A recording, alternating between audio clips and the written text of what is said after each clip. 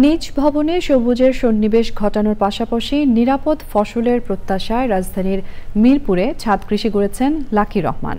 তার কাছে ছাদ কৃষির আয়োজনটি একাকিত্ব দূরীকরণেরও মূল জায়গা হয়ে উঠেছে। বিস্তারিত জানাচ্ছেন শাইখ সিরাজ।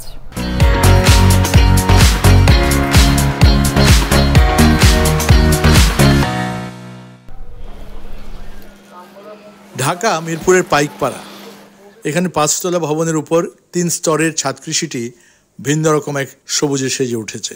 উদ্যোক্তা লাকি রহমান একাকিত্ব গোছাতে যুক্ত হয়েছিলেন কৃষির এই আয়োজনে, যা গত কয়েক বছরে তার হাতের যশে পরিণত হয়েছে বিষমুক্ত এক ফসলি ক্ষেত্রে।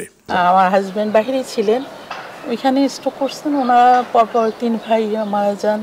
এর 1 মাস পরে আমার আম্মা, এর 1 মাস আগে আমার আম্মা মারা যান। এই যে একটা একাকিত্ব, এই একাকিত্বটা পরে আর আমি নিতে পারছি না, কারণ আমার ছেলে মেয়ে বড় হয়ে গেছে। তো ওই যে সেই থেকে শুরু করলাম, এরপর উৎসাহ বেড়েই চলছে। তো সেই একাকিত্ব কিছুটা কি আপনার কেটেছে? জি অবশ্যই। যখন আমার খারাপ লাগে আমি এগুলো নিয়ে ব্যস্ত থাকি, অনেকটা ভুলে থাকি। উৎপাদিত এসব ফসলে মিটছে সবজি চাহিদার অনেকটাই। কি পরিমাণ ফল বা শাকসবজি আসে যেটা আপনার কিনতে হয় না? গত বছর আমার মনে হয় 30-35 কেজি সিমই আসছে।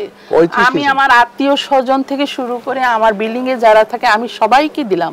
কৃষির এই চর্চায় যুক্ত হয়েছেন পরিবারের ছোট বড় সব সদস্য।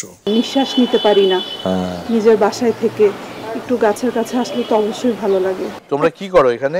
সাথে সাথে কাজ করি। কি কাজ করো তুমি এখানে? এখানে গাছ লাগাই, ছাদ ঝাড়ু দিই।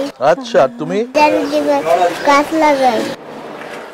একাকিত্ব গোছানোর উপায় হিসেবে মিরপুরের লাকি রহমান কৃষিকে বেছে নিয়েছিলেন এবং এখন এই কৃষিটি তার ঘরোয়া একটি অর্গানিক কৃষিক্ষেত্র হিসেবে পরিণত হয়েছে, যা আশপাশের অনেককে অনুপ্রাণিত করছে।